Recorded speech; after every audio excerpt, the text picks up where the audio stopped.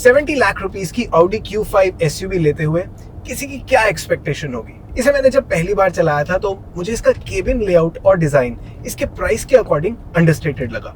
इसकी slow speed ride firm लगी और इसमें कुछ फीचर्स को मैंने मिस किया। अब जब मैं इस कार को लॉन्ग टर्म के लिए यूज कर रहा हूँ तो क्या मेरे थॉट्स चेंज हुए हैं या मेरा इनिशियल इंप्रेशन ही सही था? I'll give you my honest opinion about this car at the end of the video, जहां हम एक डिबेटेबल टॉपिक भी टच करेंगे कि क्या लग्जरी कार बायर्स के लिए फ्यूल एफिशिएंसी मैटर करती है। इस पे आप अपने थॉट्स कमेंट सेक्शन में देना। अब इस कार में ऐसा क्या है जिसने मुझे सबसे ज्यादा इंप्रेस किया, पहले उसकी बात करते हैं। ना इसमें ज्यादा इंजन नॉइज है, ना रोड नॉइज है और ना ही केबिन में अननेसेसरी एम्बिएंट नॉइजेस है। स्टार्टिंग में मैंने इस चीज को इतना अप्रिशिएट नहीं किया, बट इन बिटवीन मैंने शफल्ड कार्स तब रियलाइज किया कि यार मैं जितनी शांति से Q5 में ट्रैवल कर रहा था उतनी शांति से किसी और कार में नहीं किया। मुझे इरिटेटिंग रोड यूजर्स पे गुस्सा नहीं आया। किसी के साथ कार में ट्रैवल करते हुए कॉन्वर्सेशंस बहुत अच्छी होती हैं, धीरे बोलना पड़ता है। केबिन में कोई अननेसेसरी रैटलिंग साउंड नहीं। This car is very well put together and this is a heavily used media car जो 33,000 किलोमीटर से ज्यादा चल चुकी है। और ये बेंचमार्किंग मैं मास मार्केट कार्स के अगेंस्ट नहीं कर रहा। इन बिटवीन मैंने लेक्सस RX और Volkswagen Tiguan चलाई है। शायद केबिन क्वाइटनेस ही एक रीजन है कि मैंने इस कार में म्यूजिक बहुत एंजॉय किया। और ऐसा नहीं है कि मैंने Q5 के ऑडियो सिस्टम से बेटर क्वालिटी का सिस्टम कभी एक्सपीरियंस नहीं किया। ये Bang & Olufsen का 20 स्पीकर ऑडियो सिस्टम है विद सब वूफर। इसमें कुछ पर्सनलाइजेशन ऑप्शंस भी हैं और क्लैरिटी और इमर्सिवनेस लग्जरी कार एक्सपीरियंस के बेंचमार्क को इजीली एक्सीड करती है। और सिमिलर ऑब्जर्वेशन मेरी इसकी सीट्स को लेके भी है। इनमें भी रेगुलर इलेक्ट्रिक एडजस्टमेंट का ऑप्शन है और उसमें भी अंडर सपोर्ट एक्सटेंडेबल नहीं है, बल्कि सिर्फ इसका एंगल ही एडजस्टेबल है। पर फिर भी ये सीट्स बहुत कंफर्टेबल है और इन्हें देखने में भी ऐसा नहीं लगता क्योंकि बहुत ज्यादा कॉन्टूरिंग वगैरह नहीं है या कुछ भी स्पेशल है इनमें, पर कंफर्टेबल है तो है। और एक और चीज मुझे बहुत पसंद आई Q5 में, इसके सारे rear view mirrors auto dimming है। लेफ्ट साइड का ORVM भी, जो कई मर्सिडीज बेंज और BMW कार्स में भी नहीं है। I really like it. Night driving बहुत ईजी हो जाती है इनसे। और ड्राइविंग की बात करूं तो लग्जरी कार्स में, स्पेशली Q5 वाले सेगमेंट में जो एंट्री लेवल नहीं है, मुझे लगता है कि परफॉर्मेंस का यूजुअली कोई कंसर्न नहीं होता। Q5 का भी 2 लीटर पेट्रोल इंजन 252 PS की मैक्सिमम पावर प्रोड्यूस करता है और 370 न्यूटन मीटर की पीक टॉर्क, और हमारी रोड लीगल स्पीड्स के लिए तो ये मोर देन इनफ है। मोस्ट ऑफ द टाइम्स तो मुझे इसे हाफ थ्रॉटल तक भी लेके जाने की जरूरत नहीं पड़ी। और शायद ये भी एक रीजन है कि अंदर बैठ के ऐसा फील नहीं होता कि इंजन ऑन भी है। ड्राइव भी स्मूथ है, ना कोई अननेसेसरी जर्क्स, और ट्रांसमिशन भी इंट्यूटिव है। ये कार प्लांटेड भी चलती है, बहुत ज्यादा बॉडी रोल नहीं है। और ब्रेकिंग, ब्रेकिंग बहुत अच्छी है। It always feels under control. Brake से याद आया, इसमें ऑटो होल्ड का फीचर भी है which is normal for this segment, लेकिन ये फीचर हर कार में सीमलेसली वर्क नहीं करता। मतलब you have to get used to its engagement and disengagement points for every car. पर Q5 में मुझे बहुत इंट्यूटिव लगा। ब्रेक करते ही कंप्लीट स्टॉप पे एंगेज हो जाता है और जेंटल टैप पे डिसएंगेज होता है। छोटे मोटे कुछ सेकंड्स के ब्रेक्स के लिए तो बहुत ही कन्वीनियंट है। लास्टली इसका प्राइस, इस साइज और सेगमेंट में Q5 सबसे अफोर्डेबल है। टॉप वेरिएंट जो हम चला रहे हैं उसका एक शोरूम प्राइस 70.80 लाख रुपीज है, and then there are some discounts as well. तो कई केसेस में तो ऑन रोड और एक शोरूम प्राइस में ज्यादा डिफरेंस भी नहीं है।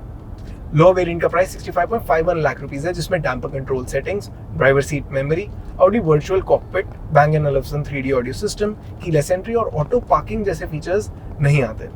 मुझे लगता है audio system, keyless entry, virtual cockpit और ड्राइवर सीट मेमोरी, ये वाले फीचर्स के लिए टॉप टेक्नोलॉजी वेरिएंट ले लेना चाहिए। वैसे 5 लाख रुपीज का ही डिफरेंस है जो मुझे इस प्राइस पे कार लेते हुए थोड़ा इनसिग्निफिकेंट लगता है।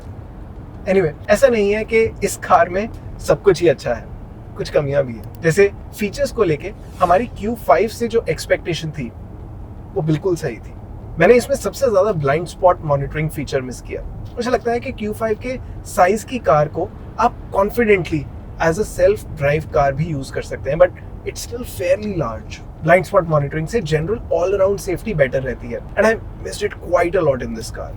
फिर मुझे इसकी सिटी राइड से यूज टू होना पड़ा। लॉन्ग टाइम चलाने के बाद मैंने रियलाइज किया कि एक्चुअली इसकी राइड बुरी नहीं है, but it tries to settle too quickly after it clears a sharp speed breaker. तो सस्पेंशन में उतना रिबाउंड्स नहीं है। इसका एडवांटेज ये है कि हाई स्पीड्स पे या जनरल स्पीड्स पे भी जल्दी सेटल हो जाती है, and that way it feels very comfortable and confident. पर slow speed, extremely slow speed ride, specially तब जब आप छोटे लेकिन शार्प ब्रेकर से डील करते हैं, उससे यूज टू होना पड़ता है। यूज्ड टू तो वैसे इस चीज से भी होना पड़ेगा कि सीट्स में वेंटिलेशन नहीं है। वो तो अच्छा है कि मैंने इसे पीक समर्स में यूज नहीं किया and the 3 zone auto AC works really well, लेकिन सीट वेंटिलेशन तो मेरे अकॉर्डिंग बेसिक नीड है इस प्राइस पे, और शायद वेलकम फंक्शन भी, वो भी इलेक्ट्रिकली एडजस्टेबल स्टीयरिंग व्हील के साथ। ये कुछ कॉन्स थे Q5 के जो मुझे इसके साथ कुछ टाइम स्पेंड करके फील हुए। So if I talk about the reality of the Q5 versus my expectations, तो इस कार का फीचर रिच ना होना और उसका ओनरशिप में एहसास होना, ये सच है। अगर आपकी सेकंड और अफोर्डेबल कार में वेंटिलेटेड सीट्स या ADAS जैसे फीचर्स हैं तो और भी ज्यादा, लेकिन इसका इंटीरियर जो मुझे पहले अंडरवेलमिंग लगता था, उसे लेके मेरी परसेप्शन चेंज हुई है। I think it's a very well put together car and I started to appreciate it after driving it for a while. Cabin quietness, physical buttons का होना, एर्गोनॉमिक्स, कंफर्ट, अच्छा audio system, all these things make you feel like sitting in a luxury car. लेकिन ये सब चीजें experience करने वाली हैं। And yes, the ride, I got used to it after some time.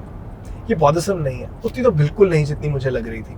I found that 32 PSI is the right tire air pressure for this car for me, और उस पर मुझे बहुत कंफर्टेबल लगी। अब आते हैं फ्यूल एफिशिएंसी पे। हम सब सोचते हैं कि Q5 लेने वाले बायर्स को इसकी फ्यूल इकोनॉमी से फर्क नहीं पड़ता होगा। आफ्टर ऑल कितना ही पिंच कर जाएगी इसकी लो फ्यूल एफिशिएंसी। Q5 को मैंने भी 2000 किलोमीटर के लिए चलाया और ये 10 किलोमीटर पर लीटर की एफिशिएंसी दे रही है। So you can say that I have spent 20,000 rupees on it. अगर ये 15 किलोमीटर पर लीटर की एफिशिएंसी देती तो मैं एट मोस्ट 6500 रुपीज बचा लेता, विच इज नॉट मच कि Q5 बायर्स को पिंच करे।